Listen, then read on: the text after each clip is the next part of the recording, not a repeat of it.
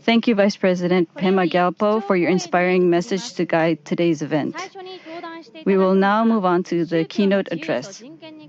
First, we are honored to welcome Mr. Marco Respinti, who is a member of the International Federation of Journalists, as well as the director of Bitterwinter, an online magazine dedicated to religious freedom and human rights.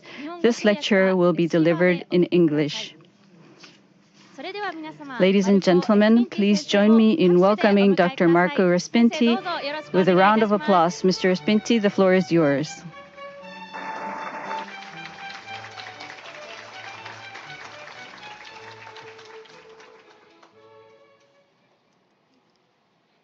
Ladies, gentlemen, konnichiwa. Let me immediately express my deep sympathy and admiration for Japan, its history, and its culture. I also admire Japan as a vibrant democracy. It is a country that has suffered much, including unprecedented and unique horrors from which other nations have been, thanks to God, spared. I just visited Hiroshima, and you know what I mean. I am a foreign citizen and cannot speak your language, your beautiful language.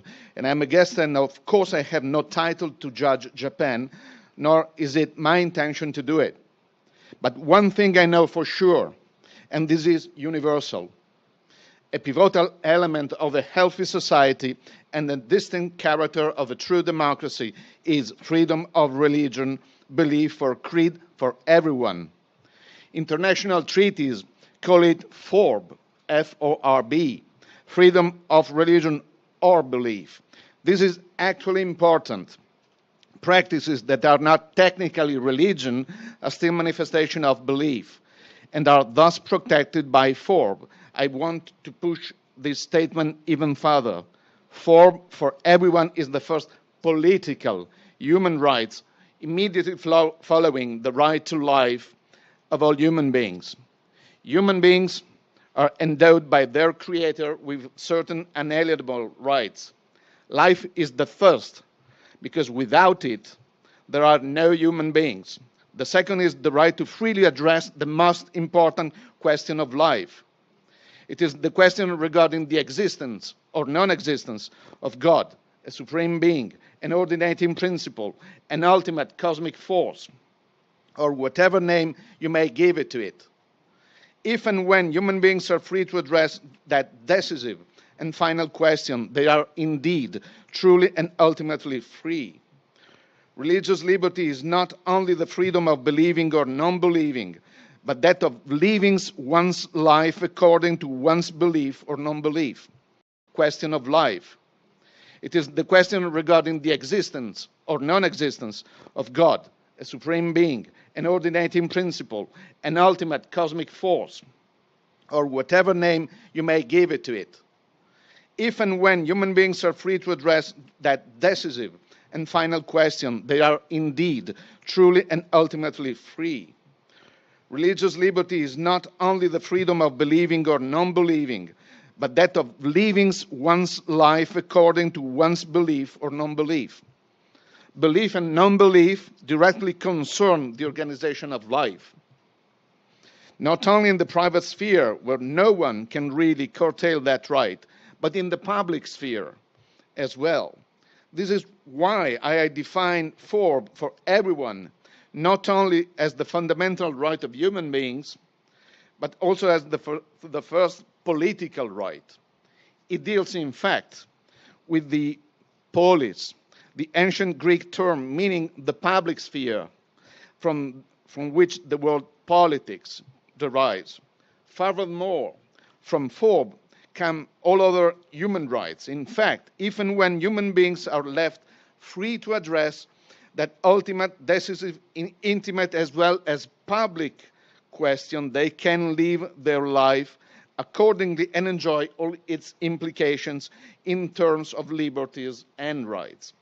Freedom of expression, association, and education are important, intimate, and public rights, but in an ideal list of hierarchy, they come after FORB, and it can even be argued that they derive from it. Form should then concern every human being, every protagonist of a healthy society, and every true builder of democracy. Directly or indirectly, form is always at stake everywhere. It has been so throughout human history, directly or indirectly.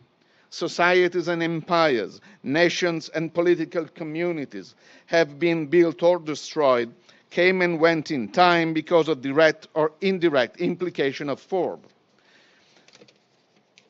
Let me repeat it clearly. Form should always concern every human being, not at the individual level only, but for society as a whole and for all humanity. Even when even one single human being does not fully enjoy form, then all human beings suffer the consequences of this loss. This demonstrates that the question of religious liberty is the most serious question of them all. Scholars have identified form as the most threatened human right in the world today. Form is threatened and persecuted in too many different countries, where social cohesion, peace, and harmony are undermined by hatred, ideology, and lust for power. We call those countries non-democratic regimes. We understand democracy, whatever institutional form a country's political community may have, not as yet another regime, but as the good exercise of power by the authorities who aim at the common good and the participation of the people of the life of the polis. Unfortunately, though, even democratic countries may and do suffer the diminishment of the right of their citizens to form. Persecution may manifest themselves directly or indirectly. For example, at the fiscal, administrative, organizational, and cultural levels. Those democracies that curtail or deny form are then incomplete democracies. They need substantial reform. We understand that also in Japan, form is today diminished or threatened. Bitterwinter, the online daily magazine specializing in religious liberty that I had the honor to serve as director in charge, a capacity that brings me in this country as a concerned observer to learn and discuss the topic, has covered the difficulties of form in Japan in the last few years. They greatly increased after the assassination of Abe Shinzo in the city of Kashihara, Nara Prefecture, Japan, on July the 8th, 2022.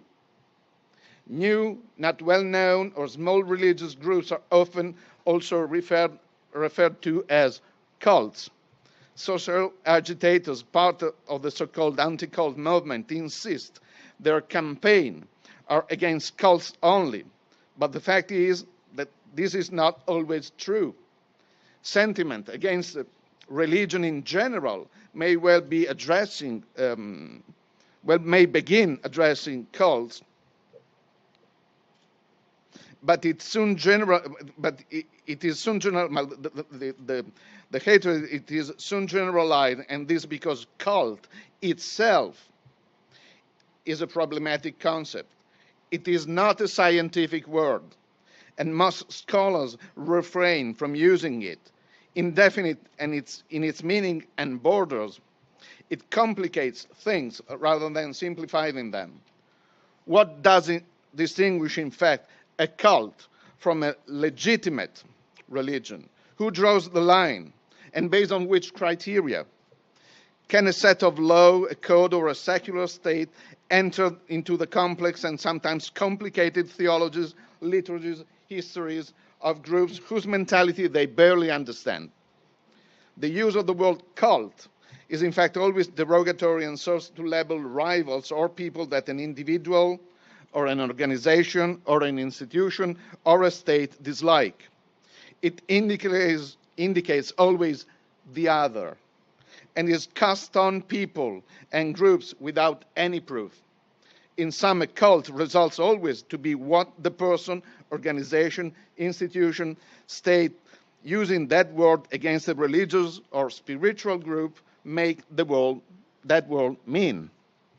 Also, cults are accused of brainwashing to control their victims, but also this notion has been widely rejected as pseudoscientific by the vast majority of scholars who study new religions movements in the West, and by courts of law in the US and other countries.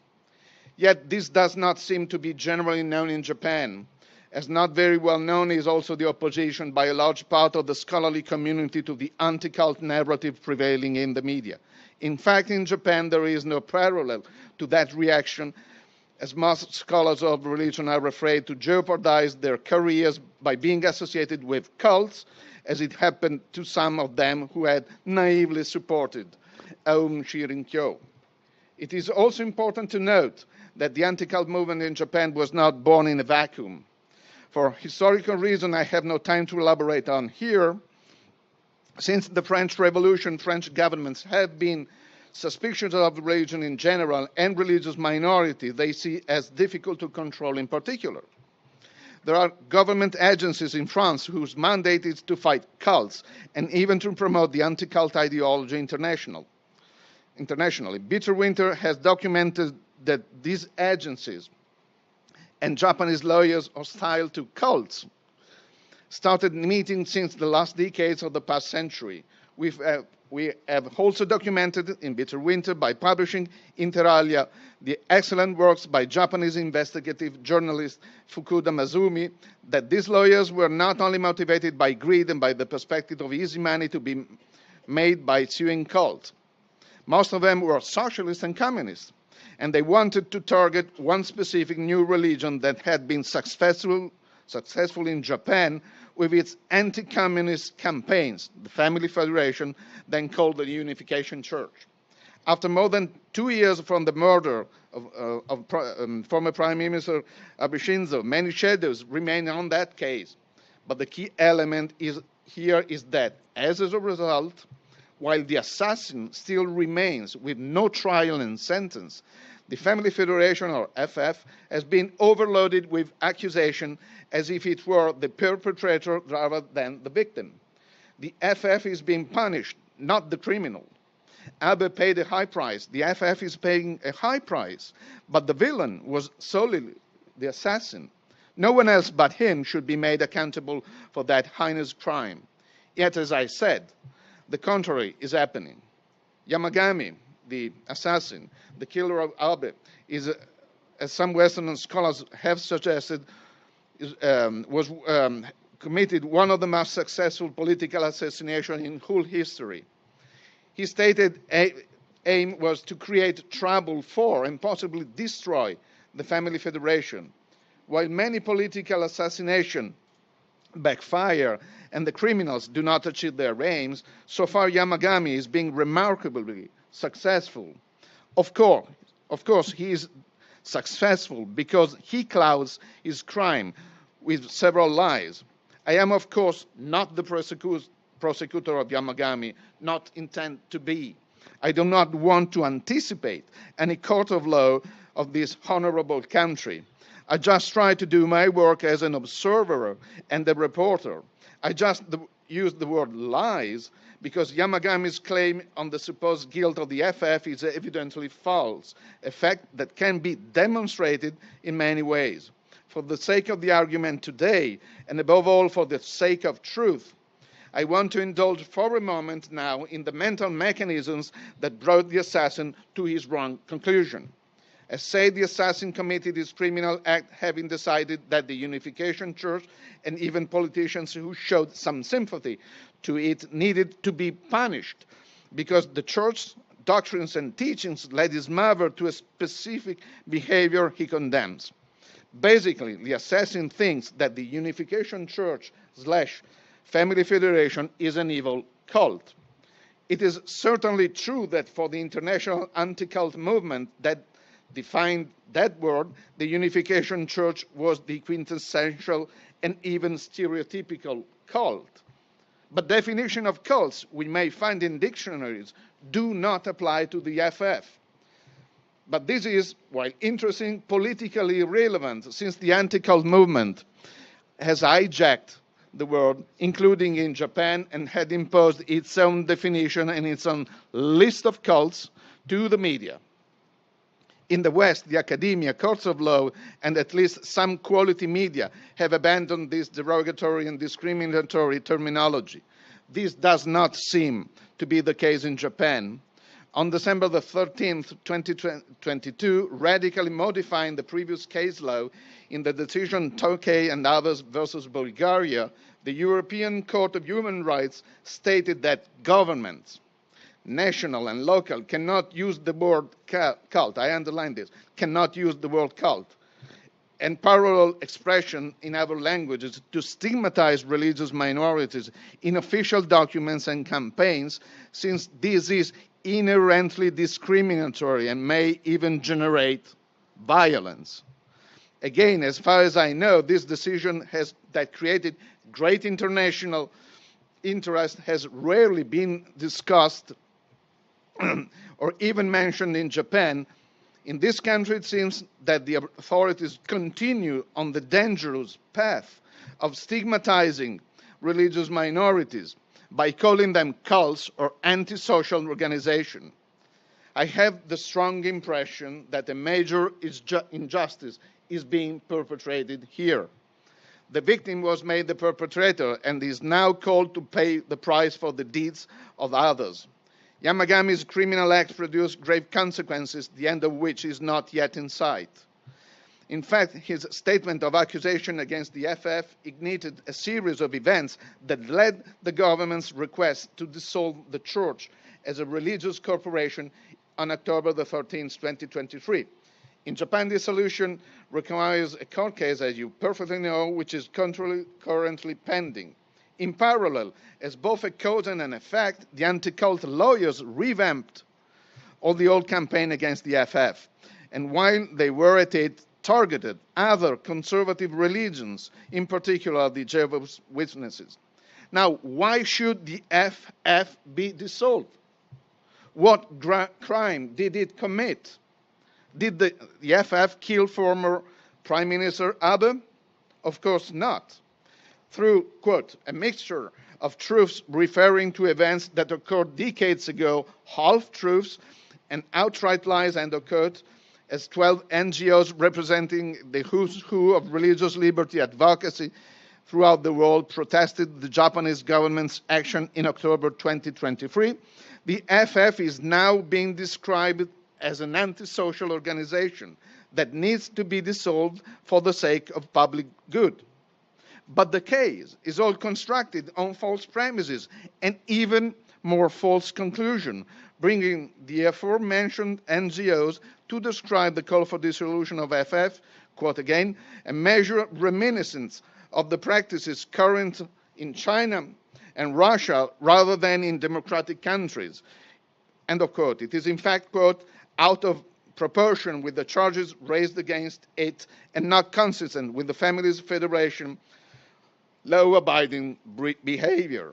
It will also open the way to similar action against other religious minorities unpopular with certain lawyers or political groups and the media, end of quote.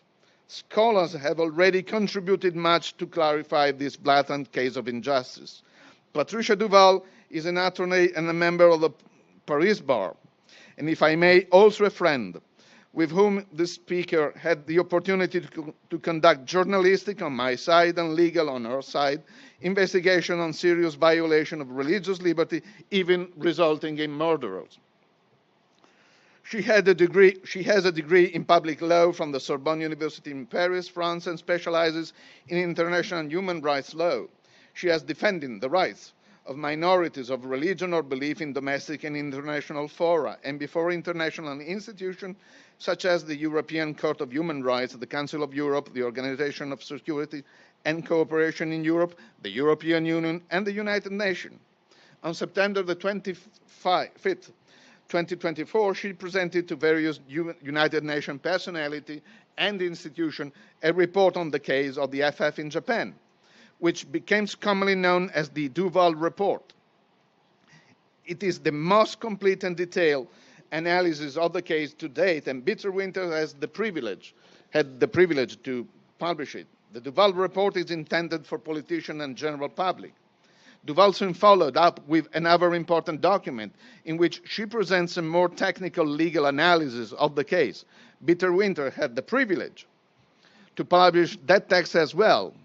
I urge all to read and study Duval's publication for a sounder and more precise legal understanding of the whole matter.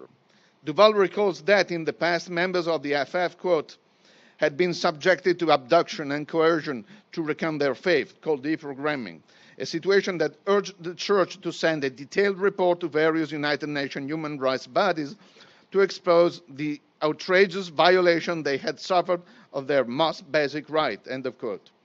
After recommendation from the UN Human Rights Committee to Japan to put an end to this practice, and a 2014 ruling by the High Court of Tokyo, confirmed by the Supreme Court in the following year, 2015, the obnoxious phenomenon disappeared, although much later than it did in other democratic countries, with the unfortunate exception of South Korea. However, a byproduct of the past deprogramming is that FF members who had been deprogrammed were asked by anti-cult lawyers to sue the FF for damages. Indeed, if they refused to sue, they were declared as still not totally deprogrammed and confined again. This created an avalanche of civil tort cases against the FF. Basically, the civil cases all rest on the discredited theory of brainwashing. When plaintiffs, coached by the anti-cult lawyers, report that they were compelled to join the FF or to donate, they do not mean they were coerced to do so by violence or at a gunpoint. They admit they joined and donated spontaneously, and at that time they were persuaded they were doing this for highly moral and spiritual reasons. Only after having been deprogrammed and having been socialized into the anti-cult ideology by the lawyers hostile to the FF, they retrospectively understood that their choices were not really free, but resulted from brainwashing. In the United States and at the European Court of Human Rights, judges have concluded since the past century that brainwashing is not an accepted scientific concept and cannot be used in courts of law. In what has been hailed as a definitive summary on the subject, published in 2022 by Cambridge University Press, one of the most prestigious university presses of the world, my colleague and friend, Massimo Introvigne, has concluded that the idea that cults use brainwashing has been debunked so many times by academicians and courts of law that it is today no more respectable than the theory that the earth is flat.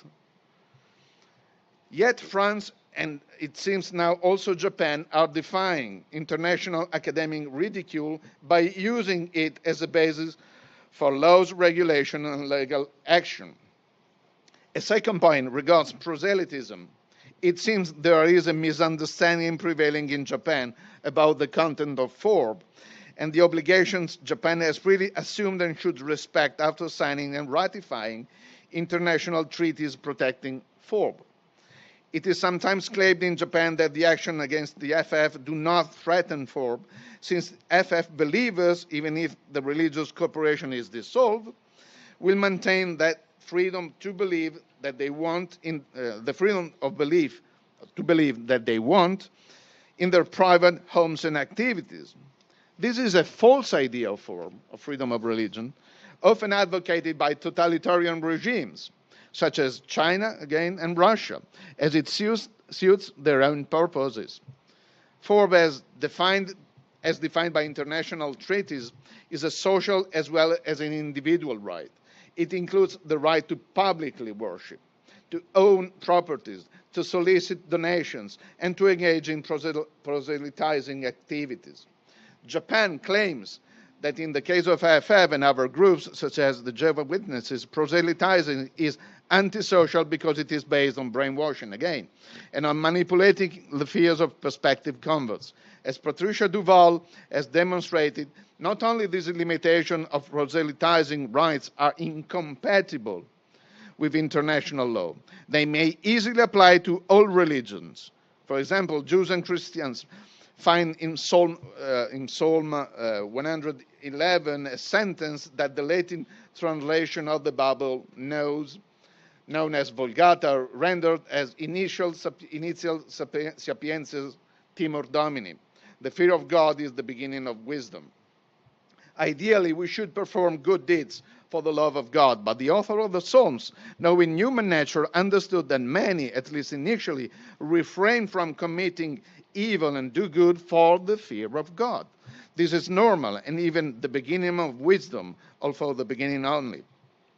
A third point concerns donation. In 2022 and 2023, laws and administrative regulations have been enacted in Japan, limiting the possibility for religious organization that threatens public welfare and do not enjoy social acceptability to solicit donation. They also make it extremely easy for those who have donated and left the group and for the relative of those who are still in the movement to claim their donation. Massimo Introvigne, a little bit satirically, but in fact catching the substance of the regulation, has summarized them by stating that under the new Japanese law, if you felt confused when you donated, this proves you were under brainwashing. If you did not feel confused, this proves brainwashing was highly effective. If you still believe today that you donated if you still believe today that you donated freely, this proves you are still under brainwashing, and your relatives may act to claim back the donation on your behalf. All rests on brainwashing again and single out certain minority religions as threatening public welfare and not being socially acceptable. Since there are no clear criteria defining these notions, what religions should be blacklisted in this way is decided arbitrarily by the government or by the anti-cult lawyers advising it. A fourth point concerns second-generation members who are raised by parents belonging to FF and other groups deemed to be socially acceptable.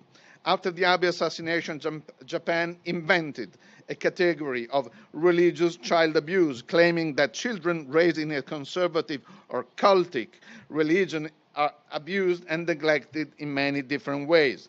This new category inspired guidelines published in 2022 in the form of question and answers.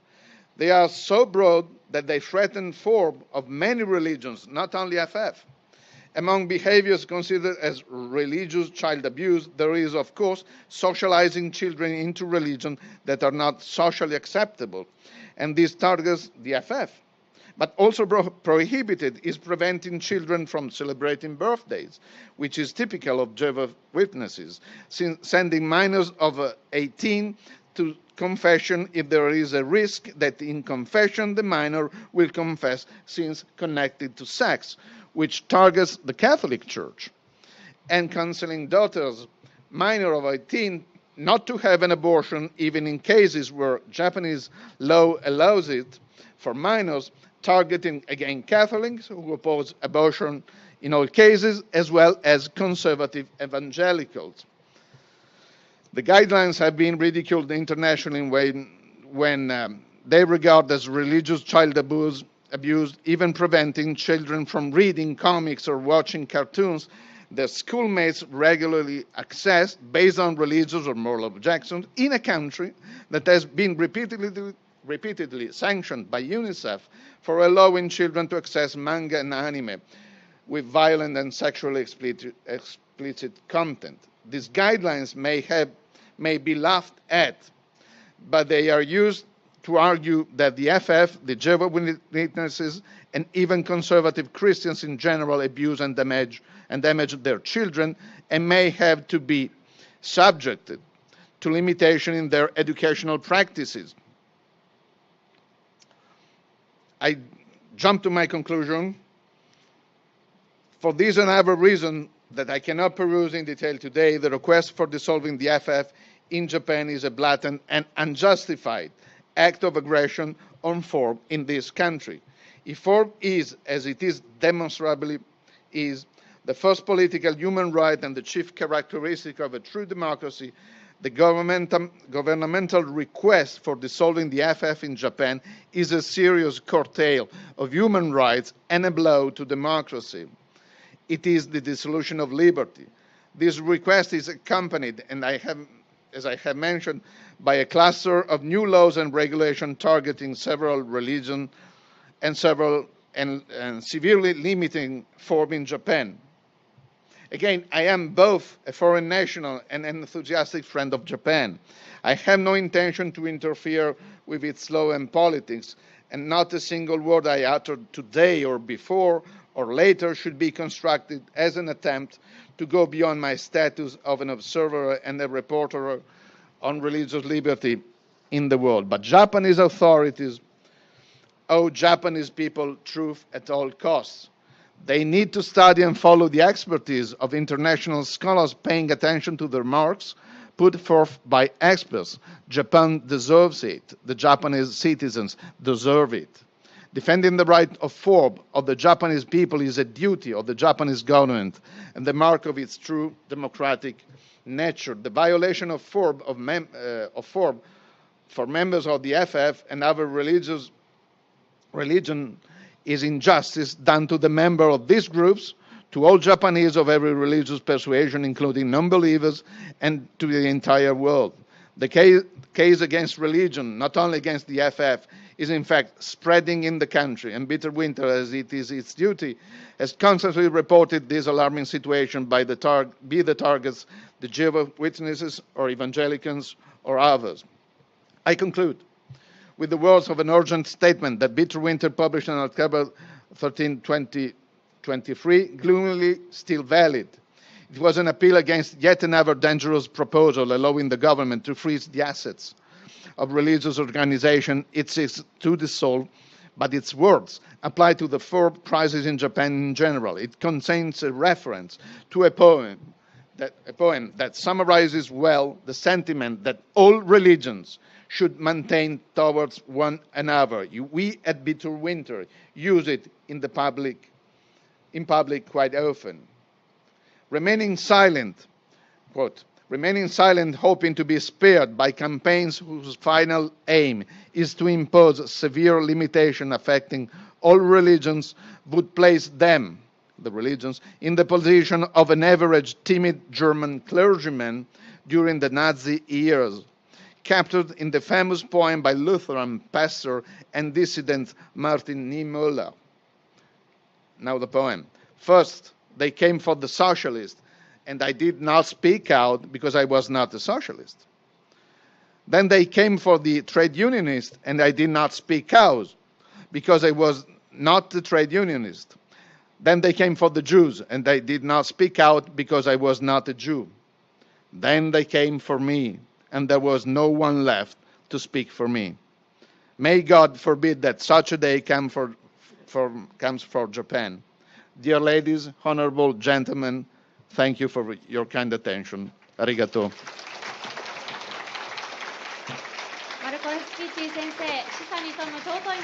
Thank you, Mr. Marco Respinti, for your insightful and invaluable message. Let us give another big round of applause to our speaker.